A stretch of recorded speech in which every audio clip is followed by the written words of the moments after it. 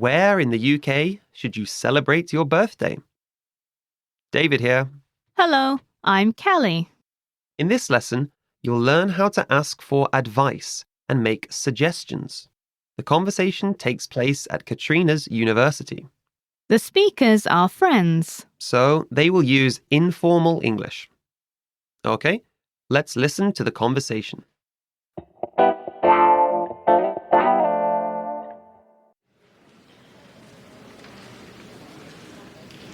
It's your birthday next week, isn't it? Do you have any plans yet? Not yet. What do you think I should do? You should have a party. That takes too much organizing at short notice. How about going to a restaurant? That sounds good. The new Chinese restaurant has discounts if you go on Thursdays. Okay, let's go on Thursday. Listen to the conversation one time slowly. It's your birthday next week, isn't it? Do you have any plans yet? Not yet. What do you think I should do? You should have a party. That takes too much organizing at short notice. How about going to a restaurant? That sounds good. The new Chinese restaurant has discounts if you go on Thursdays. Okay, let's go on Thursday. Sounds like it's party time. Sure does. There are many reasons to party, though. What are popular reasons to party in the UK? If I get invited to a party, what kind of present will I have to buy? Is that all you're worried about? Birthday parties are popular, of course, and especially those special years like 18 and any round number like 30, 40, 50. I've been to a 50th wedding anniversary party before. Wow, that's a big anniversary. Yeah, people don't always celebrate their wedding anniversaries with friends, but often big milestones like their 25th or 50th will be celebrated. You might also get invited along to parties for new jobs, new houses, retiring, or pregnancy. Where do people usually have these parties? Anywhere and everywhere.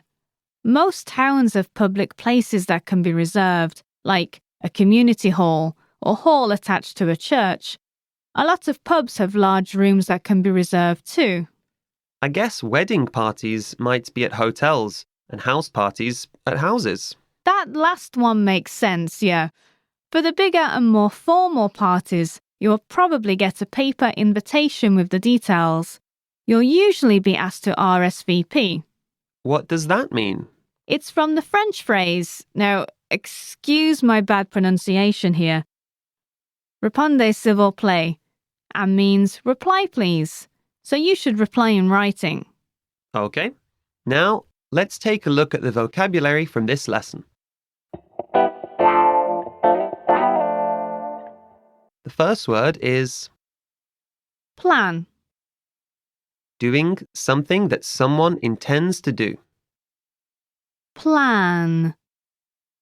Plan. Next, we have Next week.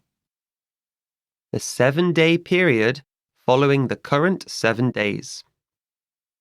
Next week. Next week. Next, we have Should. used to indicate responsibility.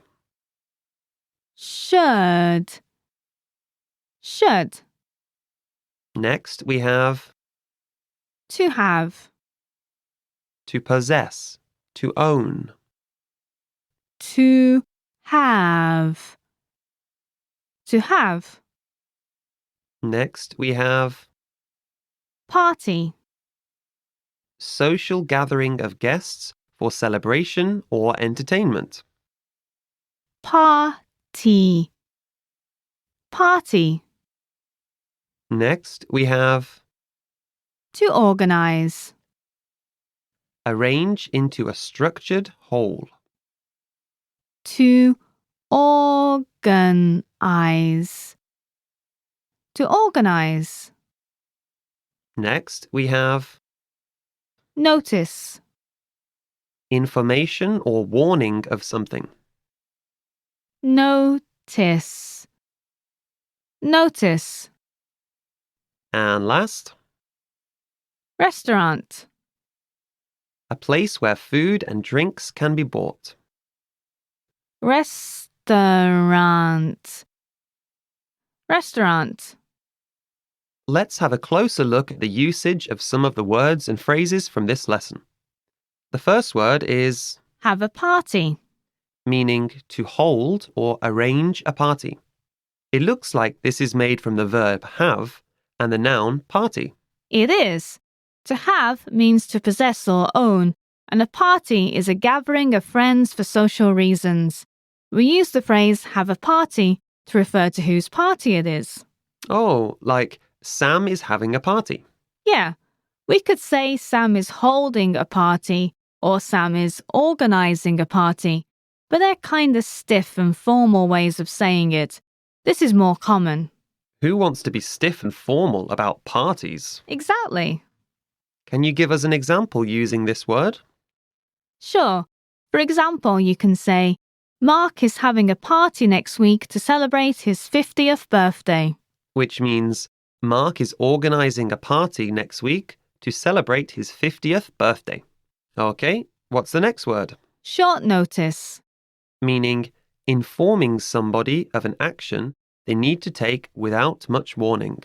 We have the adjective short that is used to describe things that are small in length or time. We just discussed notice in the vocab section and said that it meant information or warning of something. Right. So the two put together means that there hasn't been much advance warning of what is happening. Like, you've just been told that you're having a test in 10 minutes. Huh? In 10 minutes? That's short notice. Exactly. But if the test was in 2 weeks, we couldn't say it was long notice. That sounds weird. Can you give us an example using this word? Sure. For example, you can say, I want to go, but it's too short notice. Which means I want to go, but there isn't much time before it happens. Okay, now on to the lesson focus. In this lesson, you'll learn how to ask for advice and suggestions. I think that asking for advice is very important. I agree. I think that everybody needs to ask for advice at some point. And to do that in English, we need modal verbs. What is a modal verb? It's a special verb that describes the potential of something happening, the ability for it to happen, and whether it can happen. So it's words like must, shall, should, will, and would. Oh, Katrina gave a suggestion in the dialogue when she said, you should have a party. She did. She could have made the sentence negative just by adding not. You should not have a party. Who would ever suggest that? How do we use modal verbs in a sentence? They are used in front of the base form of the verb, such as have, in that party sentence. Other examples are, I must go home, and I will eat cake for lunch. You should not eat cake for lunch. Is that an actual suggestion or just an example? A bit of both. We can also use modal verbs with the perfect form to talk about possibility in the past. He must have learned English in England. See? That uses learned instead of learn, so we know it's talking about the past. Is there a way of talking more specifically of the present? Of course, we can use a modal verb plus the progressive form. You must be speaking English. Why, yes, I am. If we go back to the dialogue, when Katrina advised Phil that he should have a party, she also suggested the Chinese restaurant because it has discounts if you go on Thursdays. I wonder why it's only Thursdays. I don't know. If you call the restaurant, maybe they will tell you. We call these sentences conditional if clauses. Because they use the conjunction if? Yes. And because it is a sentence where A will happen, but only if B happens too. So you can find out the reason for the Thursday discount, but you have to call them. In that sentence, it's highly likely that if you asked, they would answer.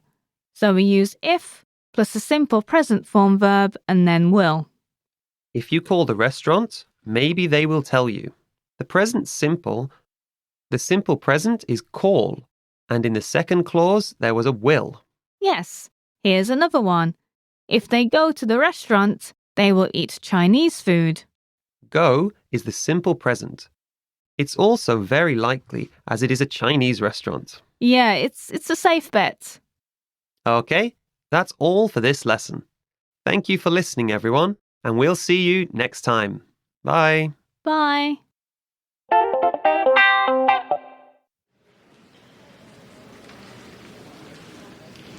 It's your birthday next week, isn't it?